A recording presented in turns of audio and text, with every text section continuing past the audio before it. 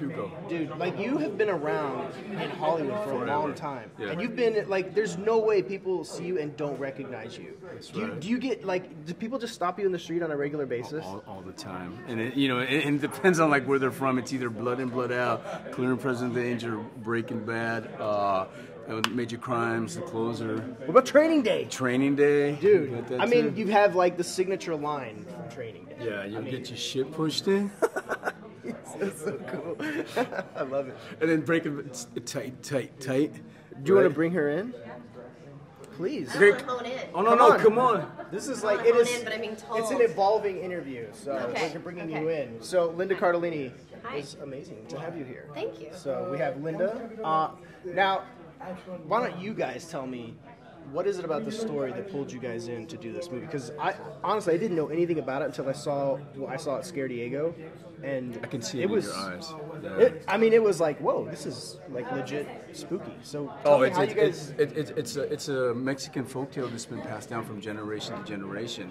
Like all Latinos have heard about La Llorona, and I can only equate it to the boogeyman in American culture.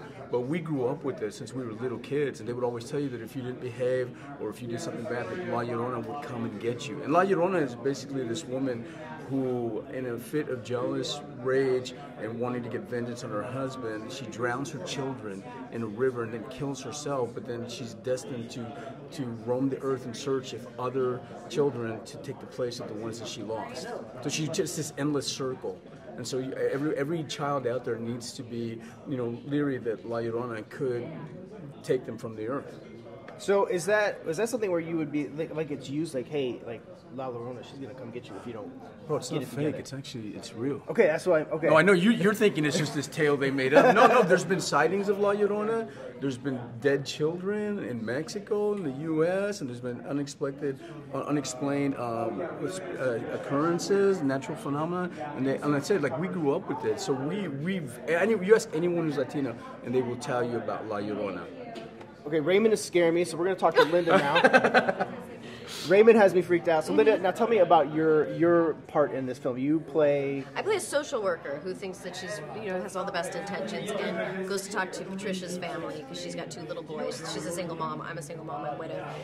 And I go to her house to check on her, and something's clearly wrong.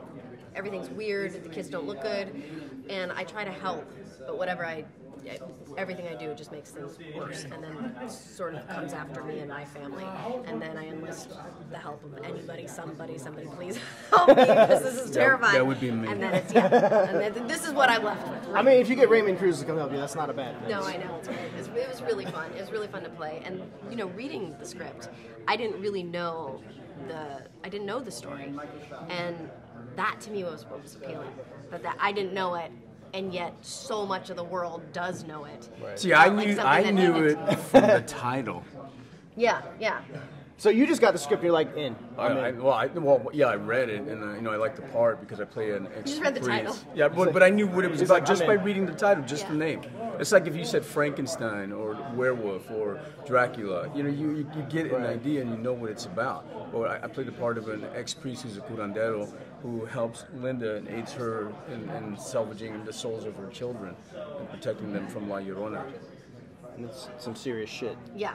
So Yeah. So this is your first horror film, right? Yeah. I mean, I think early on I did a small part in one, but nothing like this at all. And I've sort of just not done them.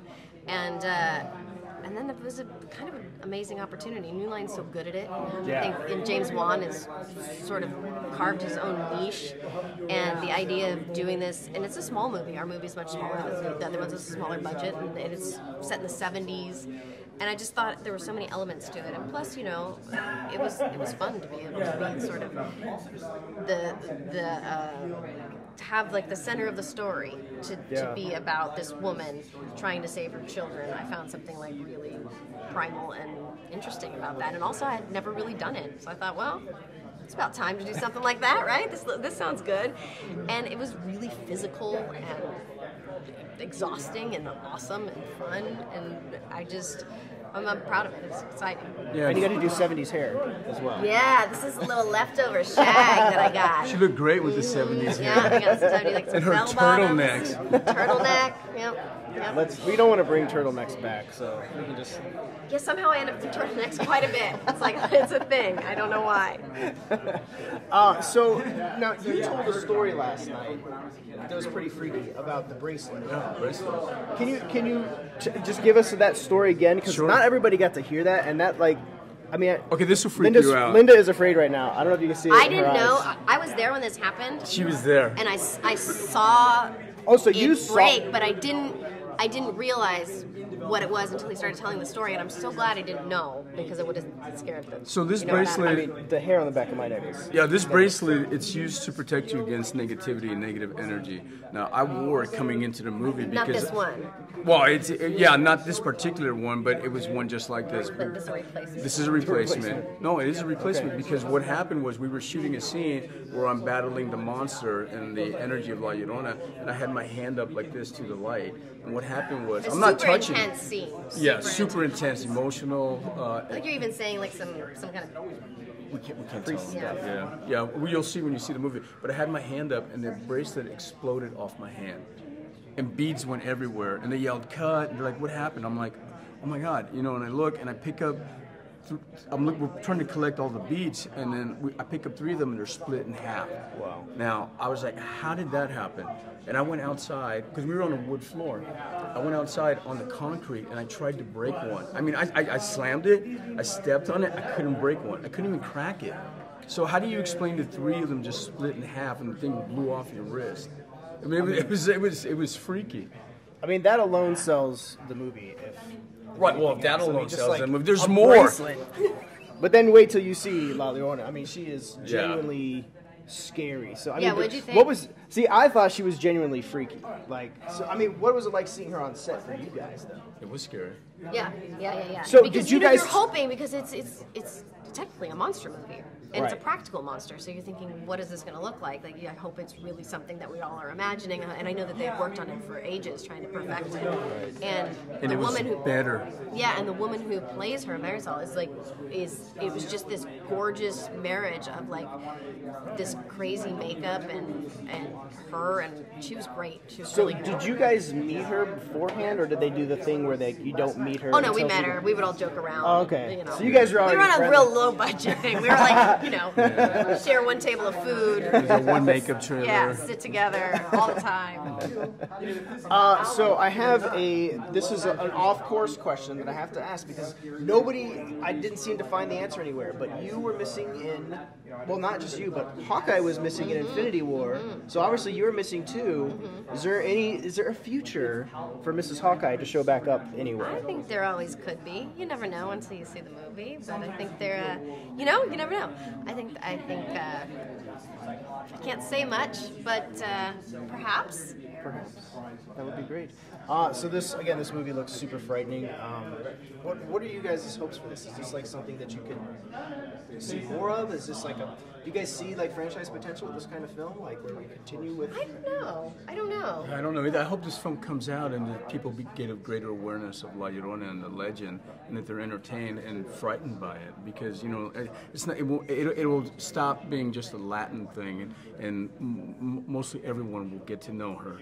And it's a scary thing. It's a scary thing. I also think this whole world that they have, this James Wan sort of conjuring universe, is pretty interesting and everything's sort of interconnected. So somebody could pop up anywhere at any time. It's kind of like, in a way, it's like the Marvel universe in that sense. Only it's like the horror universe. It's like all interconnected. Cool. It's actually it is like and it is growing. She's in both. I know. I'm telling you. What? Seriously. What? I'm having a moment. If somebody's bracelet blows up, I'm going to freak out right now. Hey, thanks so much, guys. I really appreciate your time. And the movie looks genuinely freaky, so awesome. Great stuff.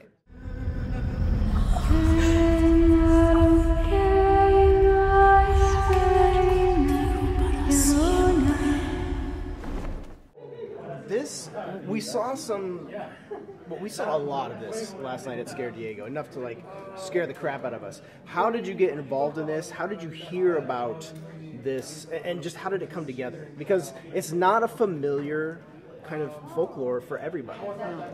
Yeah, it's for some people, it's very familiar. You know, they grew up on it, and it's like it's hundreds of years old. And then for some people, it isn't. And you know, this is something. I mean, I grew up in the area. I was actually like born in San Diego, and I grew up in LA. So you know, I knew about the legend. And of course, like I knew every scary story or scary like legend that was going on because my friends were just into that.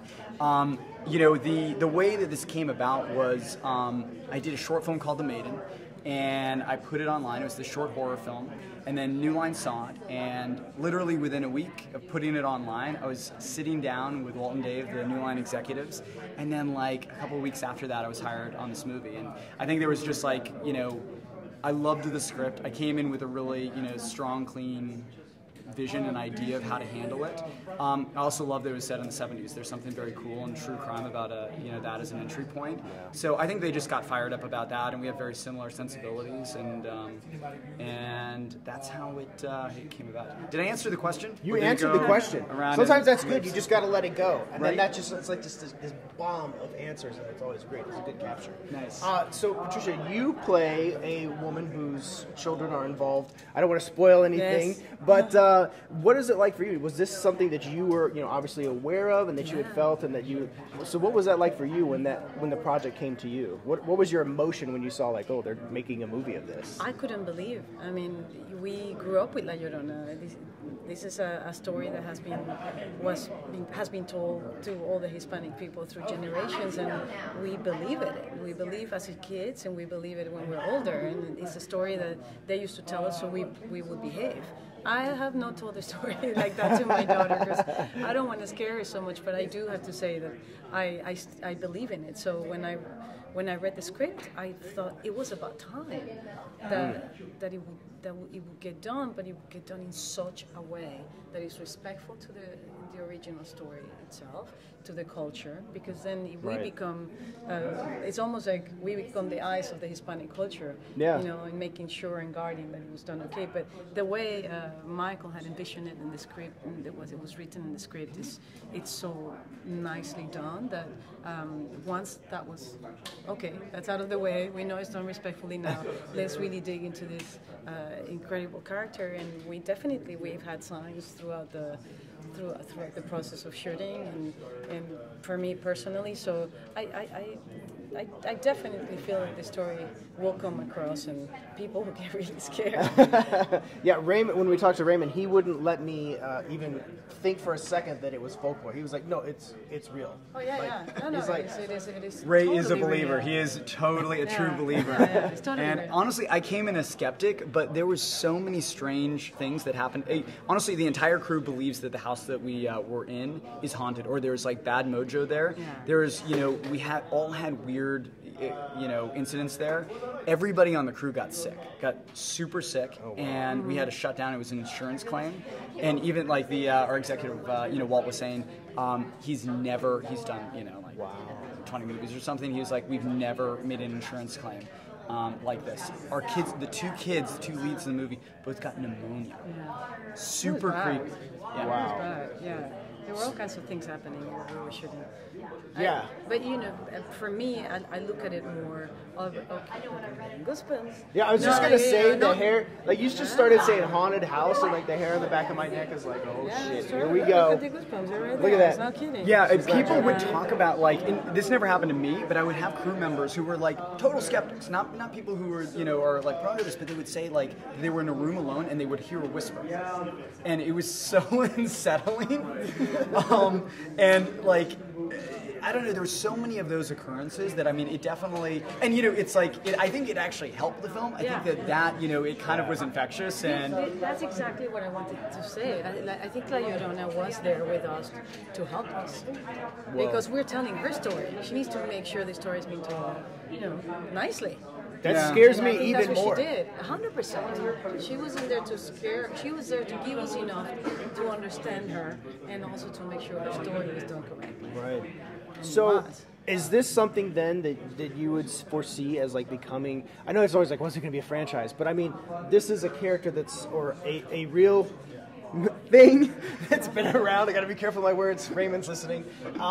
But is this something that you see the potential to continue and to kind of like, you know, push this franchise forward? You know, this has been around for hundreds of years, like literally hundreds of years. This is the first movie. I could totally imagine there being more. Well, you got to see what happens in this. Yeah, I know. It's. I mean, obviously, there's a lot that's going to happen that we can only speculate so much. But it feels like, again, and this is like the James Wan horror universe that's growing and becoming. We were just talking earlier, like it's like the Marvel Cinematic Universe only has like a horror thing. Yes. So like everything is becoming interconnected. So it feels like. I know, and it's like how many of those universes actually work. I mean, honestly, what he's done has been amazing and is so incredibly impressive. And I think honestly, it comes down to him. He is an amazing guy. He loves horror, and he also just loves movies. He is so supportive of everyone around him, all the directors that he works with, and you know, he really helps them, you know, both in getting the support and the focus of the studio, which is so incredibly important. It's so hard to, like, you know, rally people together, and when you have someone who has like as much success and great sensibility as him, it really is amazing to have him in your corner. Awesome. Did you experience that with James as well while working on the set? I mean, was James like influential to you in terms of like getting this story told?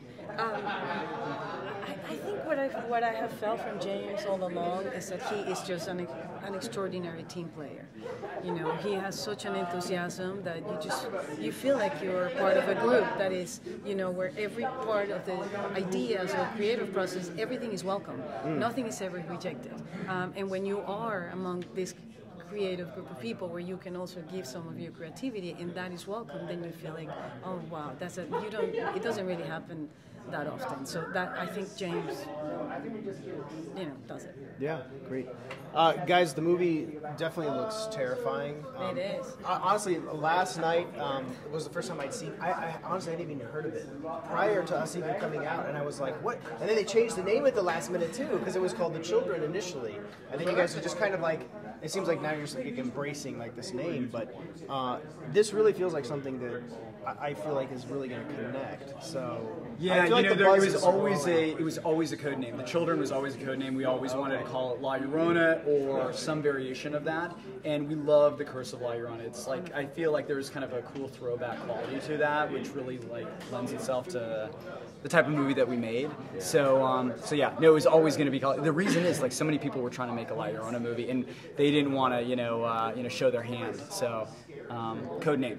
Code name, so guys. You guys have the benefit then of like you're like the first out the gate. I mean, again, this is like, you know, I mean, I didn't grow up with it in my culture, but obviously like this is something that's been around, but not in cinema. So you guys like get the benefit. You guys get to kick the wheels and take it off. So that's awesome. Yeah. Yeah, it's like honestly, it's the benefit of having an established IP, but also having a fresh character that you can introduce. You know, this, you know, for so many people, it means so much. You know, it's like there's so many abuelas out there that I know have got their eyes on this movie, and I need to make them proud. So I think we've done that. Awesome. Thanks so much, guys. I really appreciate your time. Yeah.